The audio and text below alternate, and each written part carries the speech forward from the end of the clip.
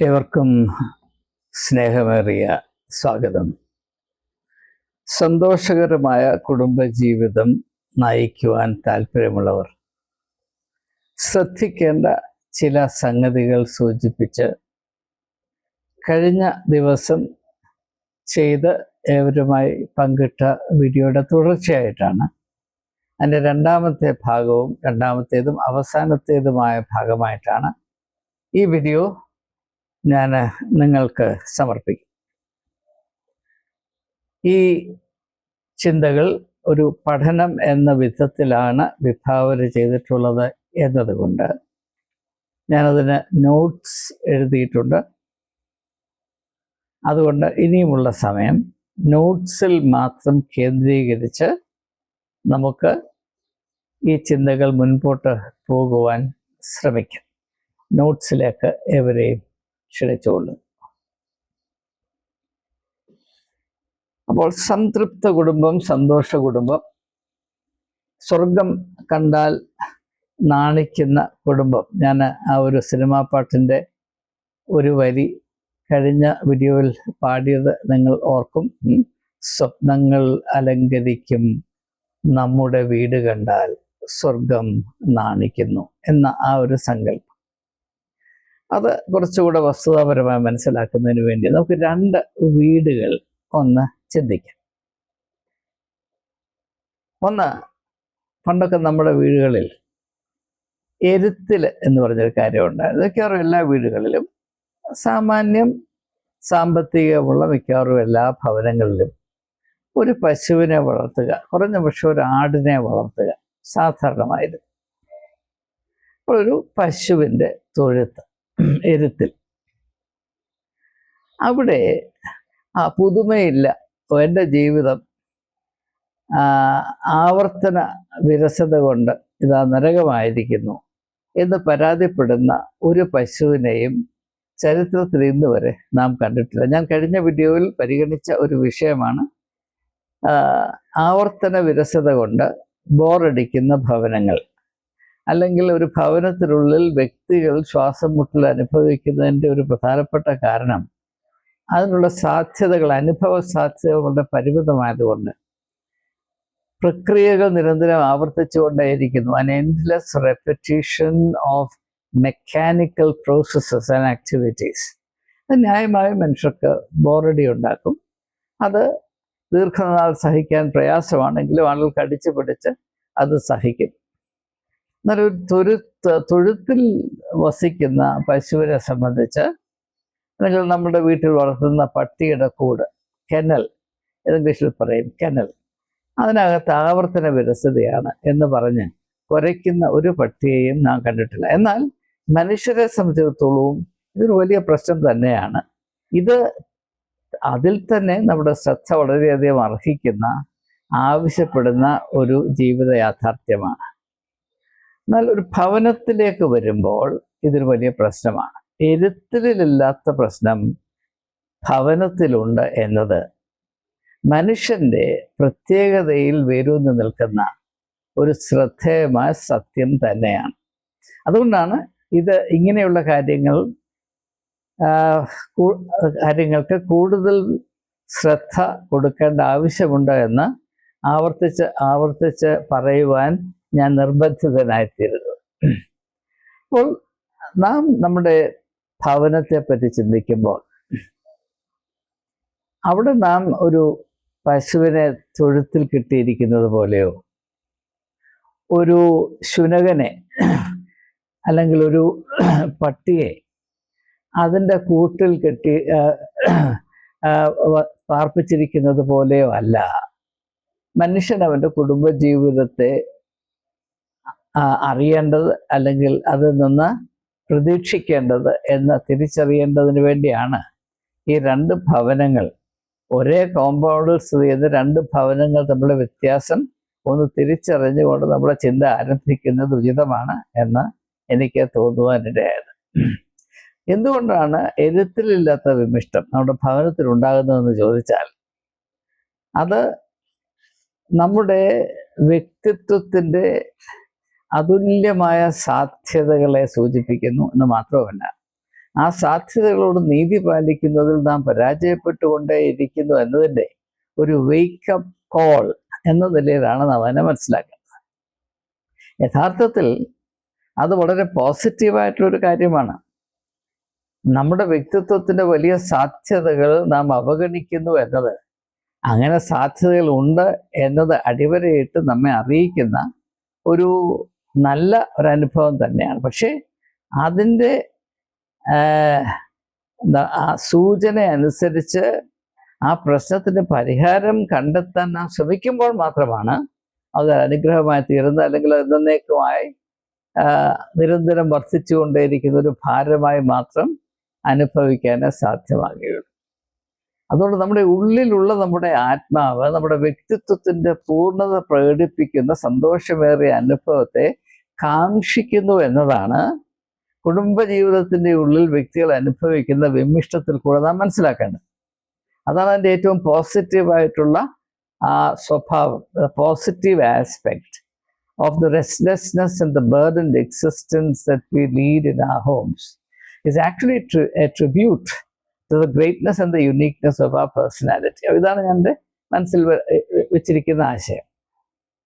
ഇനി അടുത്തായിട്ട് നാം മനസ്സിലാക്കേണ്ടത് വളരെ പ്രാധാന്യമർഹിക്കുന്നൊരു വിഷയമാണ്. മനുഷ്യൻ്റെ സാധ്യതകൾ അത് ഒരു ഹയറാർക്കിക്കൽ ഓർഡറിൽ ഇരിക്കുന്നത്, അതായത് ഏറ്റവും സാധ്യത കുറഞ്ഞത്, പിന്നെ അതിന് മുകളിൽ, പിന്നെ അതിന് മുകളിൽ. ഇപ്പം ശരീരം, മനസ്സ്, ആത്മാവ്. നമ്മുടെ വ്യക്തിത്വത്തിൻ്റെ 3 ഘടകങ്ങളായ ശരീരം, മനസ്സ്, ആത്മാവ്. അതിൽ ഏറ്റവും കുറച്ച് സാധ്യതയുള്ളതാണ് നമ്മുടെ ശരീരം.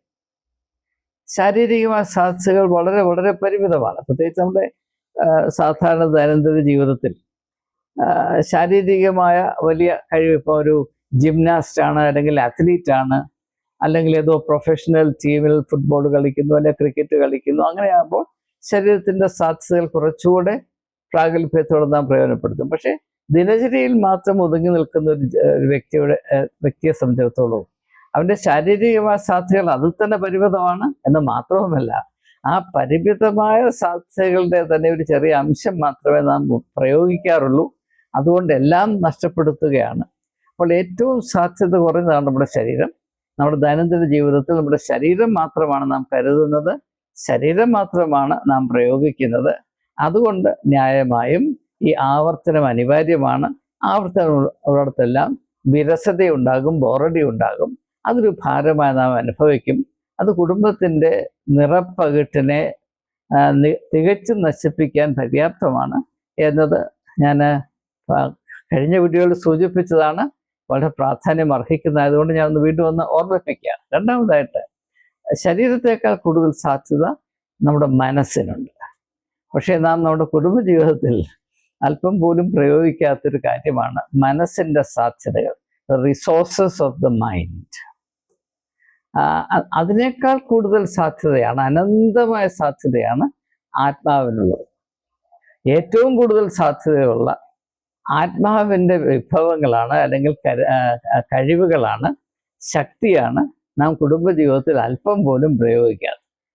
അപ്പോൾ ഏറ്റവും സാധ്യത കുറഞ്ഞ ശരീരം മാത്രം നാം ഉപയോഗിക്കുകയും അതിനേക്കാൾ വർദ്ധമാനമായ സാധ്യതകളുടെ ഉറവിടമായ മനസ്സിനെയും ആത്മാവിനെയും കുടുംബജീവിതത്തിൽ അല്പം പോലും പ്രയോഗിക്കുകയും ചെയ്യാതിരിക്കുമ്പോൾ, അങ്ങനെയുള്ള ആ ശോഷിച്ച അവസ്ഥയിൽ ആവർത്തന വിരസത വരുന്നതിൽ എന്തെങ്കിലും അത്ഭുതമുണ്ടോ?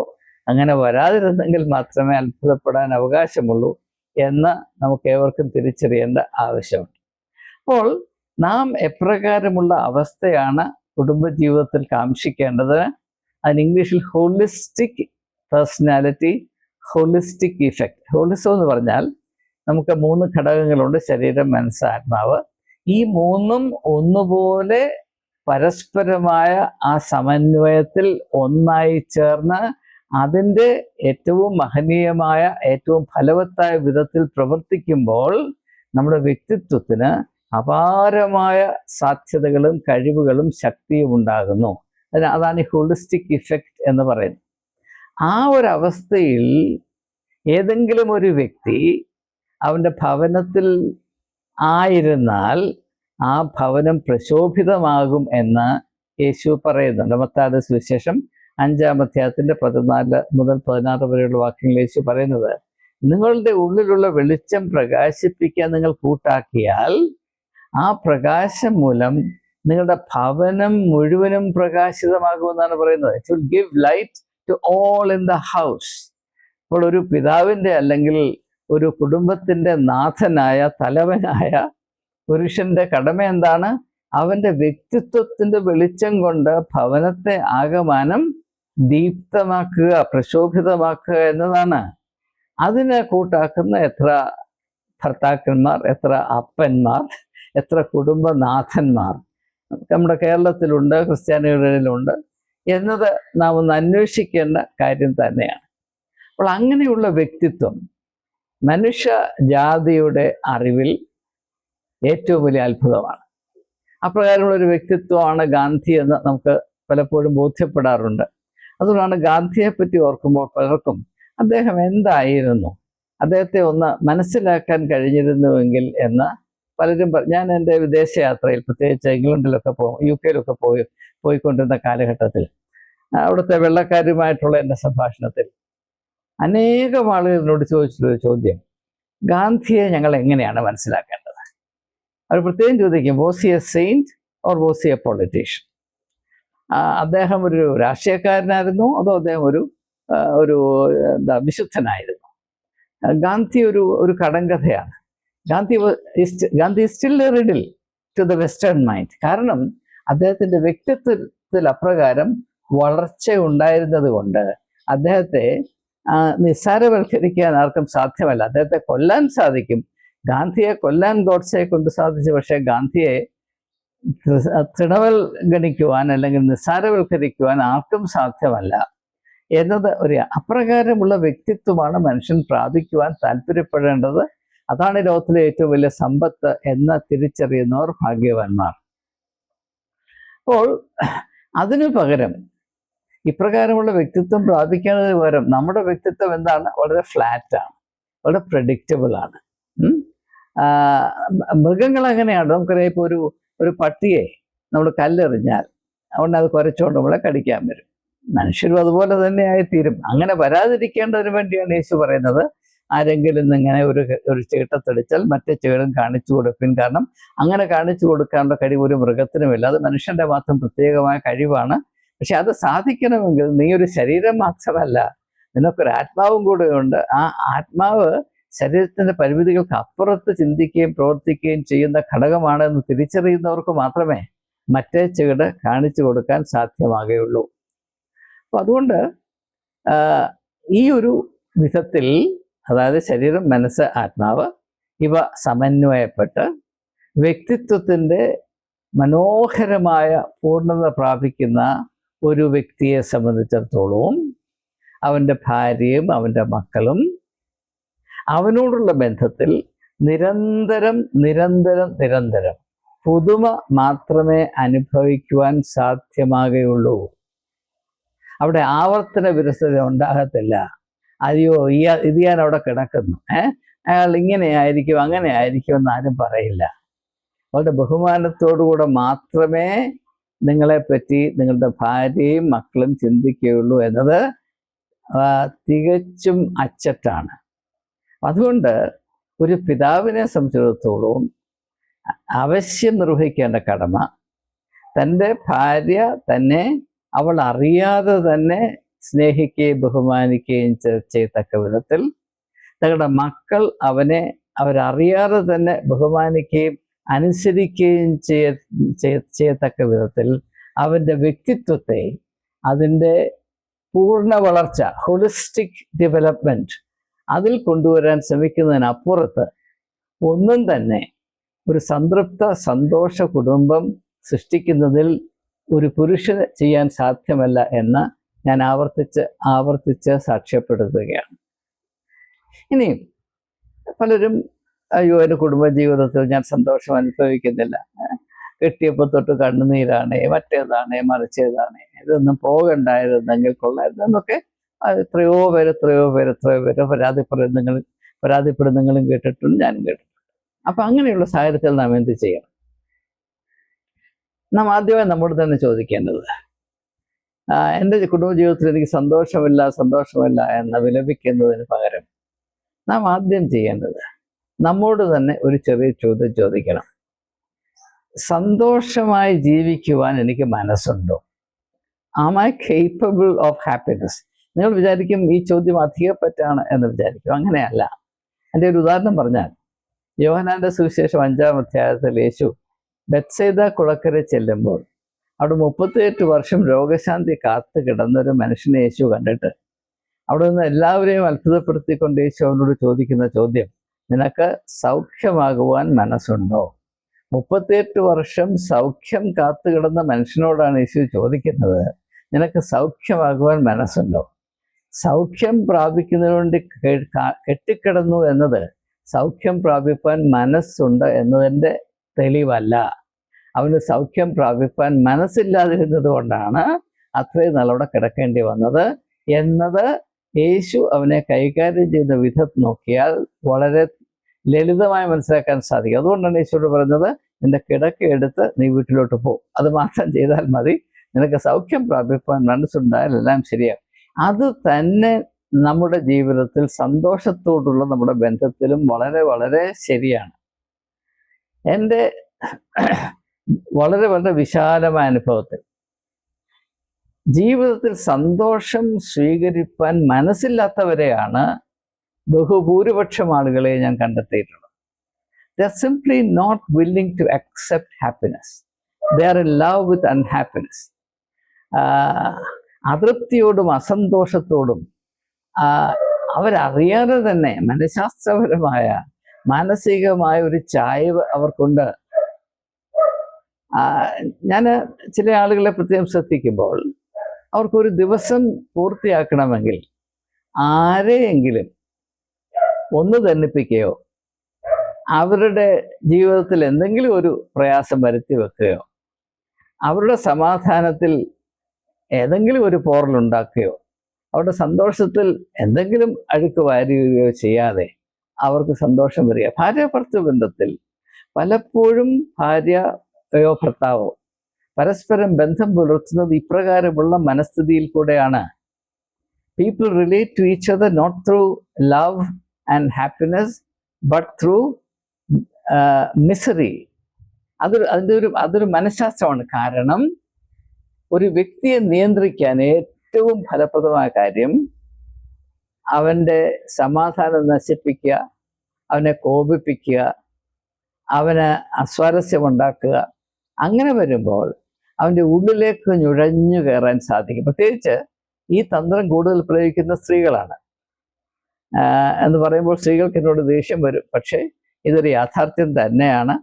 തങ്ങളുടെ ഭർത്താക്കന്മാരെ ശാരീരികമായ ശക്തി കൊണ്ട് കീഴ്പ്പെടുത്തിയോ നിയന്ത്രിച്ചോ ചൊൽപ്പടിയിൽ നിർത്താൻ വയ്യ എന്നൊരു സാഹചര്യത്തിൽ സ്ത്രീകൾ പ്രയോഗിക്കുന്ന തന്ത്രമാണിത്.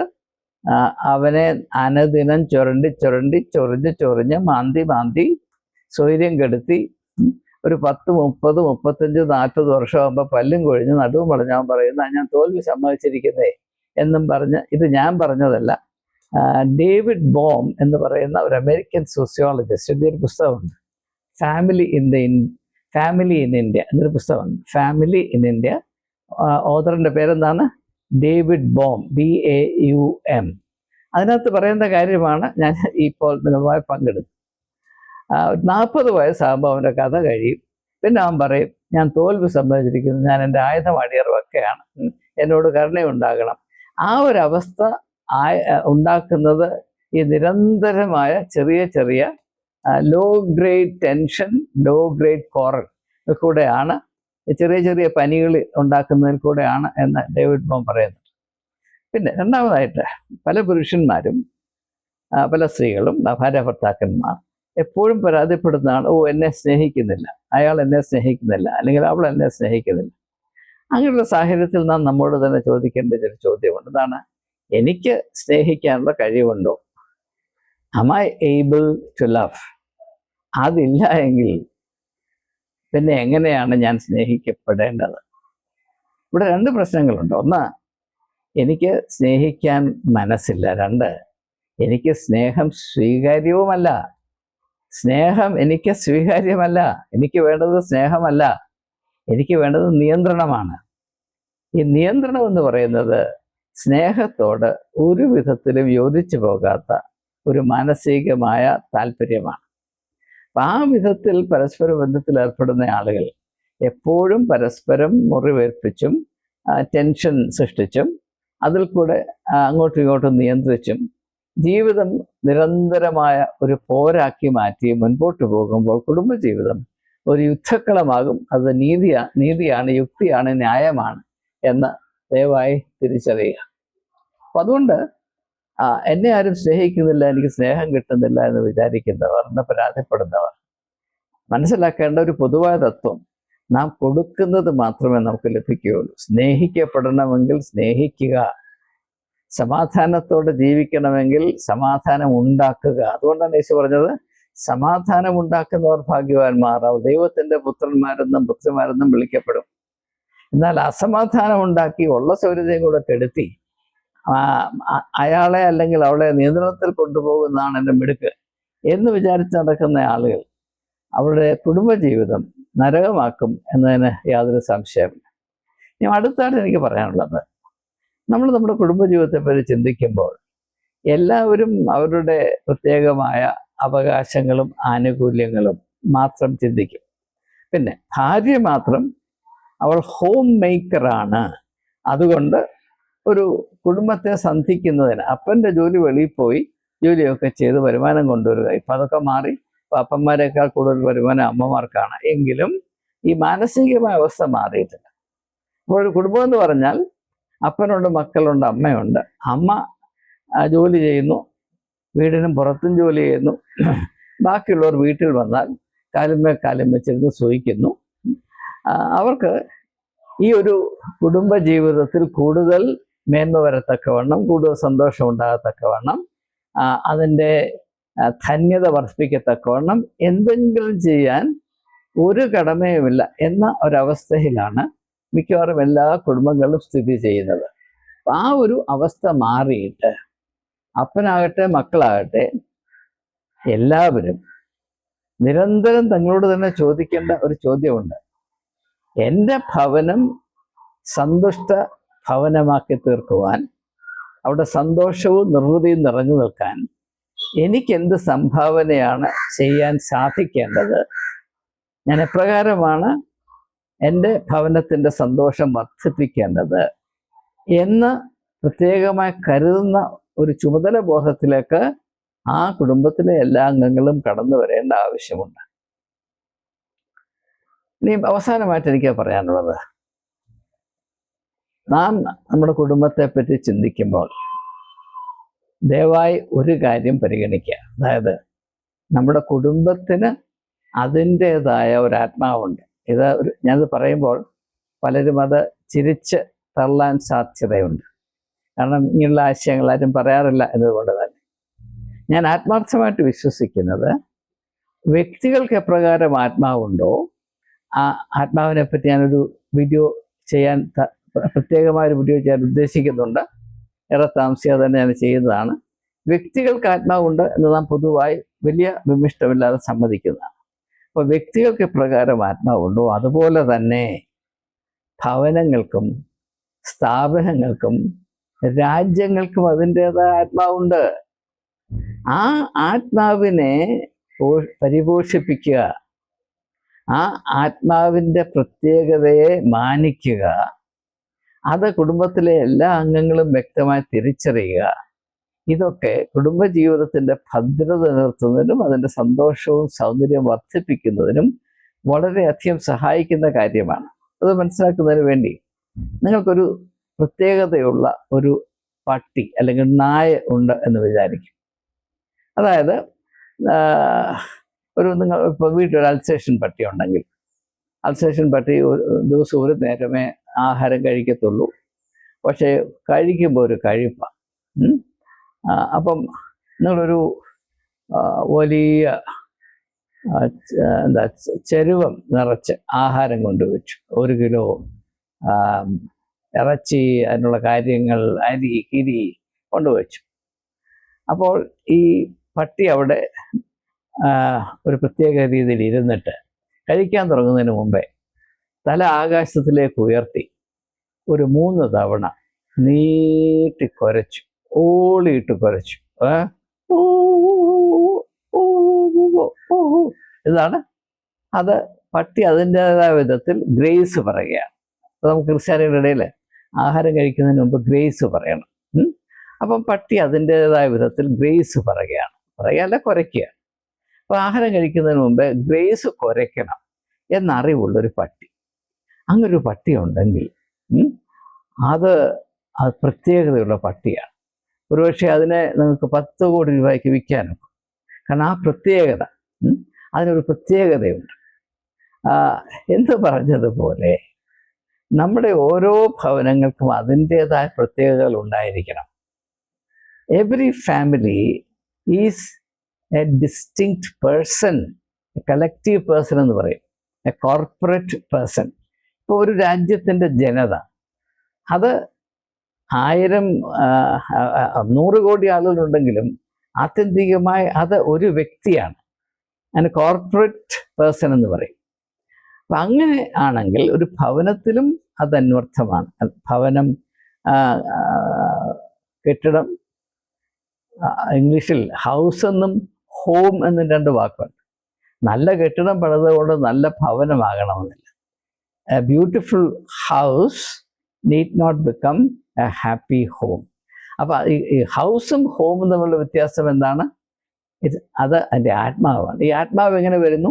അതിൻ്റെ അംഗങ്ങളായിട്ടുള്ള അവിടെ വസിക്കുന്ന എല്ലാ ആളുകളുടെയും വ്യക്തിപരമായ ആത്മാക്കൾ ഒന്നായി ചേർന്ന്, എപ്രകാരം ശരീരവും മനസ്സും ആത്മാവും ഒന്നായി ചേരുമ്പോൾ നമ്മുടെ വ്യക്തിത്വത്തിൽ വലിയ സൗന്ദര്യവും വലിയ വീര്യവും പോഷണവും സാധ്യതയും ഉണ്ടാകുന്നുവോ, അതുപോലെ തന്നെ ഈ ഭവനത്തിലെ ഓരോ അംഗങ്ങളുടെയും ആത്മാക്കൾ ഒന്നായി ചേർന്ന് അത് ഭവനത്തിൻ്റെ ആത്മാവായി തീരുമ്പോൾ ആ ഭവനം ഒരു വലിയ അത്ഭുതമായി രൂപാന്തരപ്പെടും എന്നത് ഒരു യാഥാർത്ഥ്യമാണ്. പക്ഷേ ആ അനുഗ്രഹിക്കപ്പെട്ട അവസ്ഥയിൽ എത്തിപ്പെടാൻ എത്ര പേർ കൂട്ടാക്കുന്നുണ്ട് എന്നത് നമുക്ക് വളരെ വളരെ കൃത്യമായി ചോദിക്കേണ്ട കാര്യമാണ്.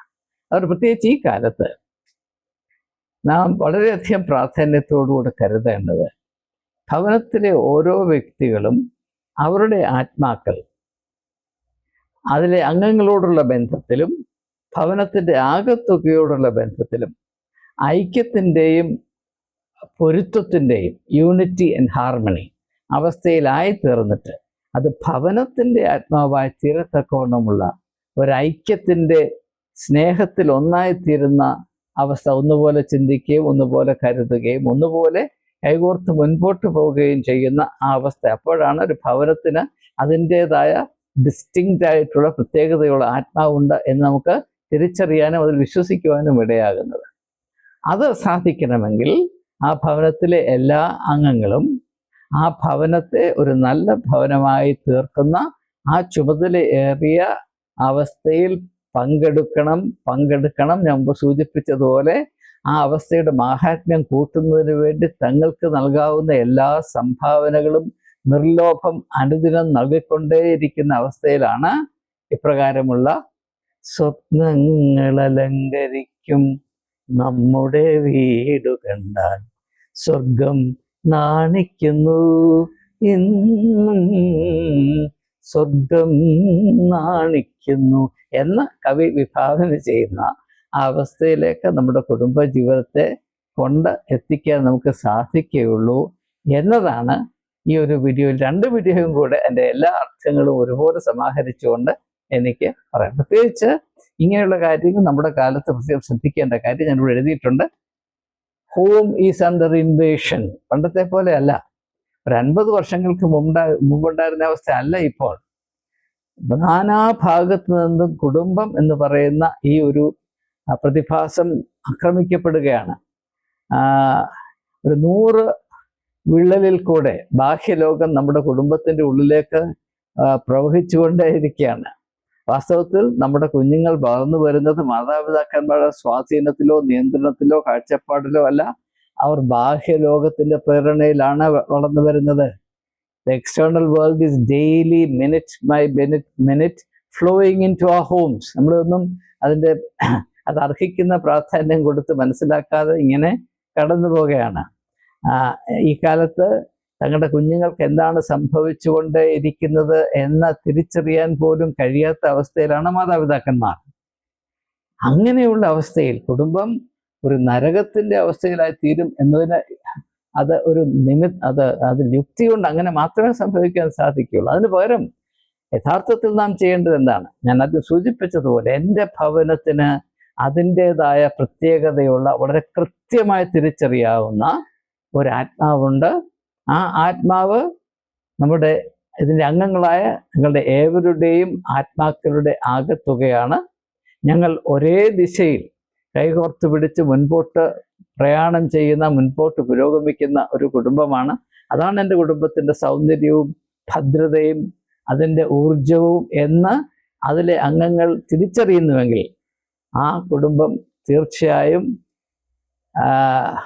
സൗന്ദര്യത്തിൻ്റെയും സമ്പത്തിൻ്റെയും അനുഗ്രഹത്തിൻ്റെയും സന്തോഷത്തിൻ്റെയും മകുടമായിരിക്കും എന്ന് മാത്രം സൂചിപ്പിച്ചുകൊണ്ട് ഈ 2 വീഡിയോയും ശ്രദ്ധം കേൾക്കുകയും അതിൻ്റെ ആശയങ്ങളെ പരിഗണിക്കുകയും ചെയ്ത ഏവരോടുമുള്ള നന്ദി അറിയിച്ചുകൊണ്ട് വാക്കുകൾ ഉപസംഹരിക്കുന്നു. നമസ്കാരം.